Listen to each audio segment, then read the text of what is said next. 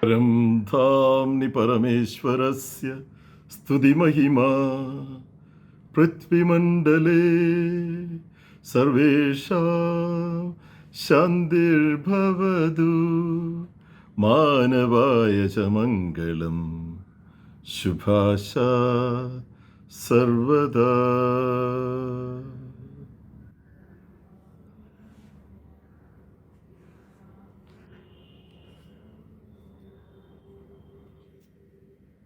मसीह में प्यारे दोस्तों, आराधना विधिवत आज प्रेरिताय काल के 7वां सप्ताह और आखिरी रविवार है. पवित्र आत्मा के आगमन से मसीह मंडली की शुरुआत हुई.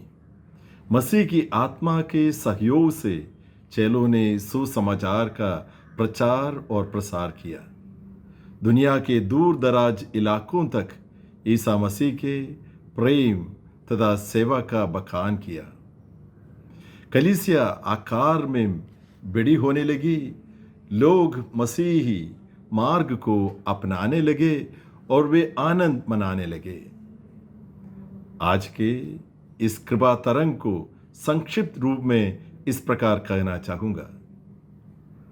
आत्मा की आवाज बुनती आचरण की सभ्यता, सच्चाई, अच्छाई, भलाई और दयालुता.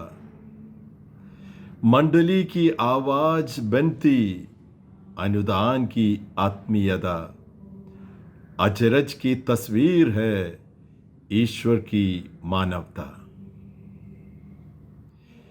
ईसाई मार्ग में अग्रसर होने के लिए धार्मिक जीवन बिताना जरूरी है. इस दिशा में आज के लिए निर्धारित वेद ग्रंथों के आधार पर 3 बातों पर प्रकाश डालना चाहता हूँ. 1. आचरण की सभ्यता. 2. अनुदान की आत्मीयता. 3. आश्चर्य की सुंदरता. पहला बिंदु है आचरण की सभ्यता. आत्मा की उपस्थिति से मानव अपने विचार और व्यवहार में बदलाव लाते हैं जो एकदम सहज है. निरंतर अंतर्यामी की आवाज को सुनकर, जानकर, समझकर, स्वीकार कर मसीही मार्ग पर आगे बढ़ने के लिए प्रेरणा और प्रोत्साहन मिलता है. फलतः आचरण पर ध्यान देना आसान हो जाता है. व्यक्ति का आचरण उसकी चेतना का प्रतीक है. चरित्र व्यक्ति का चित्र है. इसलिए चरित्र निर्माण पर गौर करना आज की आवश्यकता है.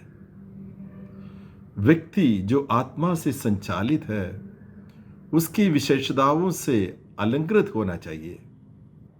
आत्मा ईसा मसीह के कथनानुसार सत्य की आत्मा है. आत्मा हमें सत्य की ओर ले चलती है. सच्चाई, अच्छाई, भलाई और रहमत आत्मा की पहचान है. इन सुगंधों से आभूषित मानव ही आत्मा की आभा और शोभा से प्रज्वलित होगा. आत्मा के संस्पर्श से मसीही चेतना को जागृत करना ईसाई का एक तरफ से हक है तो दूसरी तरफ से फर्ज बनता है. नबी ईसाया के ग्रंथ में आचरण की सभ्यता की ओर इंगित करते हुए उल्लेख मिलता है. धिक्कार उन लोगों को जो बुराई को भलाई और भलाई को बुराई कहते हैं, जो अंधकार को प्रकाश और प्रकाश को अंधकार बताते हैं, जो कटु को मधुर और मधुर को कठोर मानते हैं. नबी कटु वचनों में उन लोगों की निंदा करते हुए कहते हैं जो सच्चाई को तोड़ मरोड़ कर उल्लू सीधा करना चाहते हैं. आज का माहौल यह है कि ये इन कारणों से आभास की दुनिया में रहने को हमें मजबूर करता है. हमारे पूर्वजों की प्रार्थना आज भी सार्थक है. असतो मा सद्गमय तमसोमा ज्योतिर्गमय मृत्योर्मा अमृतम गमय।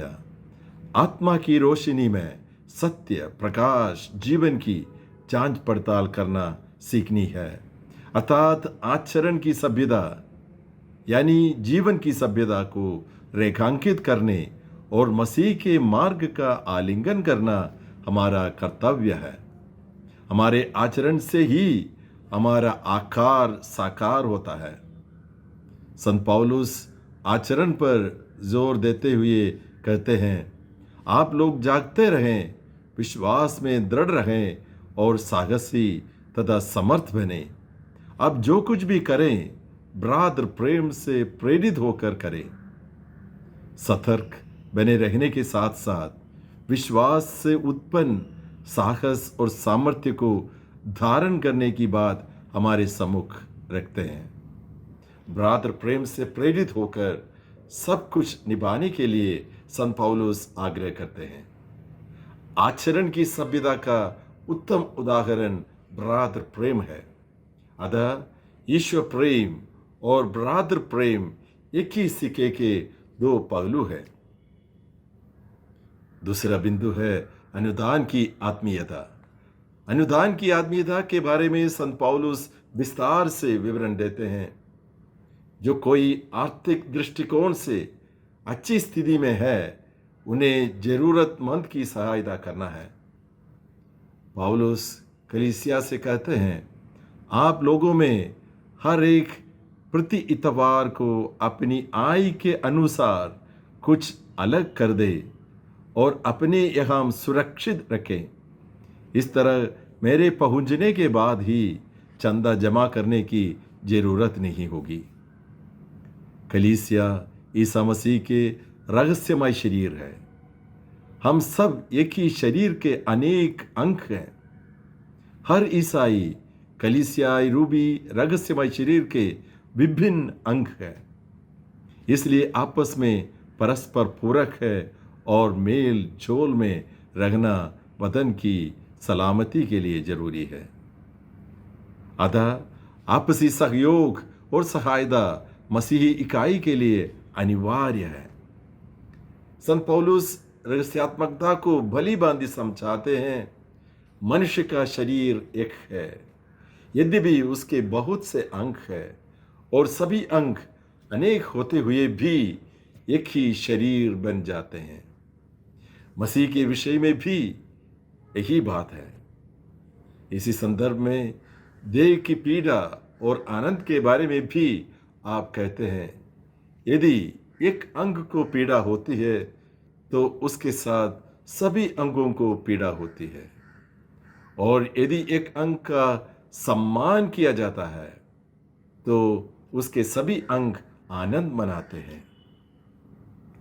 आत्मा से संचालित मानव इस संवेदना को अच्छी तरह से समझते हैं और जो कोई परेशानी में है उनकी सहायता के लिए सब कुछ न्योछावर करते हैं।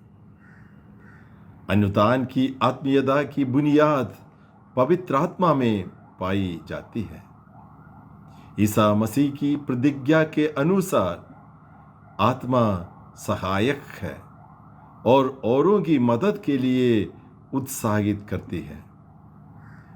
भले समारी के रूप में जरूरतमंदों की मदद के लिए राह दिखाती है। अनुदान की आत्मीयता में बढ़ने के अनुपात में हम आत्मा के सुकृतों से अलंकृत हो जाएंगे। तीसरा बिंदु है आश्चर्य की सुंदरता। संत लूकस द्वारा घोषित सुसमाचार आश्चर्य की ओर लक्षित करता है।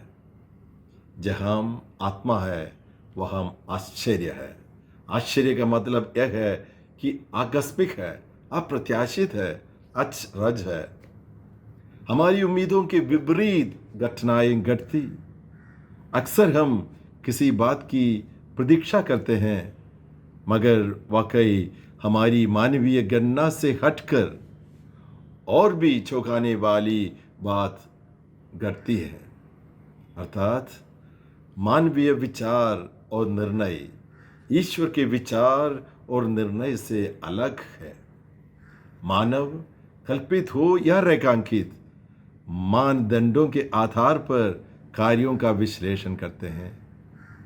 ईश्वर मानव निर्मित मानदंडों से परे हैं।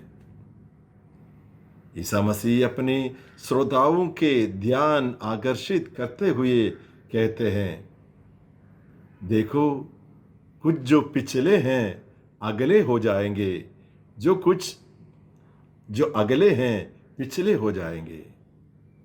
ये विडंबना की बात है। ईसा की शिक्षा कुछ अजीब सी लगती है। समाज की मान्यताओं पर पानी फेरते हुए अचंभे की बात प्रभु ने कही। मानव की बनी बनाई कार्य प्रणालियों पर चुनौती दे रहे हैं। सामाजिक नीति और नियमों के विरुद्ध एक नई दिशा की ओर ईसा हमें आमंत्रित करते हैं। जो अन्याय से दूसरों को कुचलकर, प्रताड़ित कर, अधार्मिकता के बलबूते पर अगले स्थान का कब्जा किया गया है, उनको दिखाते हुए उन पीड़ितों, दलितों, दुखियों, परेशान मंद लोगों को आशा की किरण दिखाते हैं। धर्मियों के लिए स्वतंत्रता और आनंद की उद्घोषणा करते हैं ईसा मसीह। माता मरियम अपने स्तुति गीत में इस आशय की पुरजोर पुष्टि की है। उसने अपना बाहुबल प्रदर्शित किया है। उसने घमंडियों को तितर बितर कर दिया है। उसने शक्तिशालियों को उनके आसनों से गिरा दिया और दीनों को महान बना दिया है। आत्मा की संगति में रहकर और साथ चलकर, सदा साथी बनकर आश्चर्य की सुंदरता का आस्वादन करना आध्यात्मिक जीवन के लिए बहुत जरूरी है। हमारी रक्षा का रहस्य भी इसी में निहित है। आत्मा के दिखाए रास्ते पर यदि हम चलने के लिए तैयार हो जाते हैं तो जीवन में आश्चर्य की निरंतरता होगी। आत्मा की राह अजीबो गरीबो थी, है और रहेगी। उसने दरिद्रों को संपन्न किया और धनियों को खाली हाथ लौटा दिया। विचित्र सी बात है, कौन यकीन करेगा? ईसा हमसे कहते हैं, संघरे द्वार से प्रवेश करने का पूरा पूरा प्रयत्न करो, क्योंकि मैं तुमसे कहता हूं, प्रयत्न करने पर भी बहुत लोग प्रवेश नहीं कर पाएंगे। हमारे विचार के विपरीत में बातें पेश की जा रही है। विशाल द्वार को तजने के लिए प्रभु हमें उपदेश दे रहे हैं। दरअसल चौंकाने वाली बात है। आगे हमें विवश करने वाले तथ्य की खुलासा करते हुए कहते हैं, पूर्व तथा पश्चिम से और उत्तर तथा दक्षिण से लोग आएंगे और ईश्वर राज्य में बोझ में सम्मिलित होंगे। आश्चर्य की बात है, एक नया आसमान और नई दुनिया है। एक अजीब सी घटना का विवरण है। आत्मा अप्रत्याशित, आकस्मिक, अशरीरी, अद्भुत है। हमारे विचार और प्रतीक्षा से आगे हैं। इसलिए आजादी की सपना हमेशा जागिर है। जो कुछ भी आत्मा से संपन्न होगी वह जरूर सच्चाई, अच्छाई, भलाई, करुणा, प्रेम, मैत्री, आनंद से संलग्न होगी। इसी वजह से जिंदगी हर मोड़ पर, हर डगर पर विस्मय या आश्चर्य के लिए तैयार रहने होंगे। आत्मा की मंत्रणा हर वक्त, हर पल, हर जगह हमें बराबर मिलती रहती है। जिंदगी में प्राप्त आत्मा के संदेशों के अनुकूल आचरण न करने पर आश्चर्य का पूरा फायदा उठा नहीं पाएंगे और मोक्ष राज्य से बाहर हो जाएंगे। ईसा भविष्य के बारे में अवगत कराते हुए बोलते हैं, प्रभु हमारे लिए खोल दीजिए, तो वह तुम्हें उत्तर देगा, मैं नहीं जानता कि तुम कहाँ के हो। प्रतिपल तैयार रहने की बात है। आत्मा की आवाज को सही मायने में जवाब देने पर हम प्रभु के राज्य के सहभागी होंगे। जीवन में हर कोई आश्चर्य या अद्भुत का दर्शन करना चाहता है। आनंद की उत्पत्ति आश्चर्य से मेल खाती है। इसलिए अद्भुत दर्शन पाने के लिए मानव भाग दौड़ करते रहते हैं। अकस्मात क्यों न हो, आत्मा के आलोक में ही आनंद का उदय संभव है।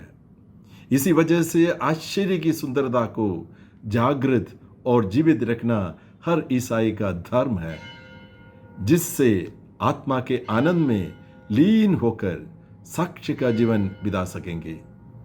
ईसा मसीह की आत्मा से लोग संचालित होंगे। कलीसिया में मसीह संस्कार का संचार होगा। ईश्वर की स्तुति होगी, पृथ्वी पर सलामती कायम रहेगी और इंसान आशा के साथ आनंद मनाने लगेंगे।